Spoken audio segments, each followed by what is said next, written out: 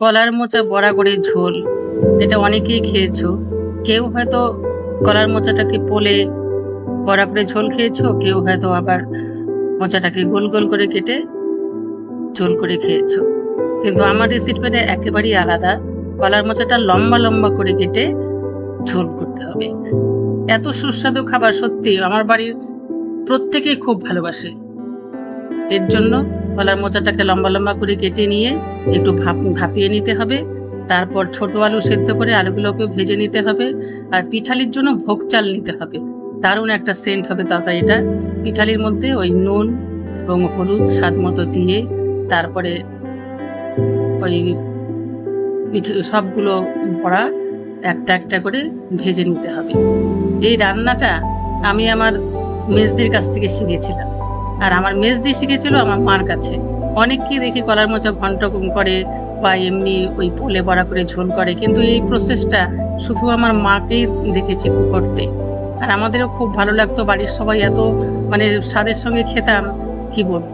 সেই জন্য আমরাও এইভাবেই রান্না করি। প্রথমে কড়াইতে তেল দিয়ে বড়াগুলো ভেজে নিলাম, তারপরে এখন ছোট আলুগুলো অল্প নুন হলুদ দিয়ে একদম লাল করে, কি সুন্দর কালার এসেছে, লাল করে ভেজে নিলাম। প্রত্যেকে, আমি কথা দিচ্ছি, প্রত্যেকের খুব ভালো লাগবে। এখন কড়াইতে একটু তেল দিয়ে তারপর শুকনো লঙ্কা দিয়ে দিতে হবে। শুকনো লঙ্কাগুলো একটু ছিঁড়ে ছিঁড়ে দিতে হবে, কারণ না হলে পরে ওই ফেটে গিয়ে আবার নাকে মুখে তেল ছিটতে পারে। তারপর কড়াইয়ের মধ্যে তেজপাতা, গোটা জিরে ফোড়নটা তৈরি করে নিয়ে তারপরে একে একে আদা বাটা, জিরে বাটা, লঙ্কা বাটা দিয়ে একটু জল দিয়ে নুন হলুদ স্বাদ মতো দিয়ে একটু কষিয়ে নিতে হবে মশলাটা। খুব ভালো লাগবে। আমি বলছি, মাছ মাংসের প্রয়োজন হবে না, আর কলার মোচা এইভাবে রান্না করে খেলে দারুণ হবে। এই মশলা মোটামুটি আমার কষানো হয়ে গেল, কালারটাও খুব সুন্দর এসেছে।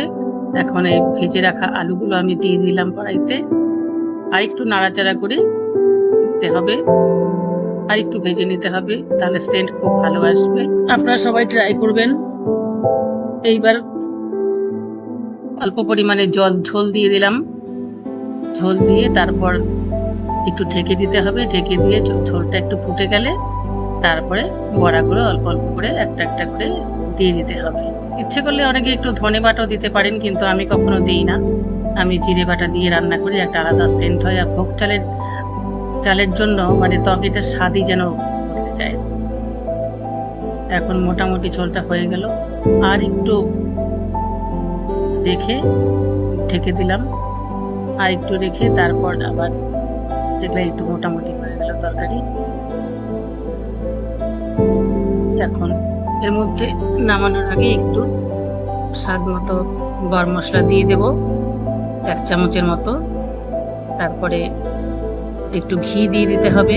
নিরামিষ রান্নায় ঘি গরম মশলা এটা তো মাস্ট, খুবই ভালো লাগে আর কি, একটা আলাদা মাত্রা পায় নিরামিষ রান্না। ঘি দিয়ে দিলাম 1 চামচ, বেশি দেওয়ার দরকার নেই। মোটামুটি তরকারি হয়ে এলো আমার।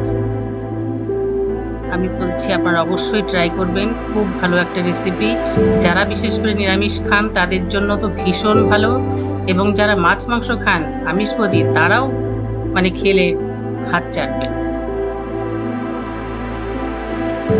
আপনারা সবাই রান্না করবেন এবং আমাকে জানাবেন।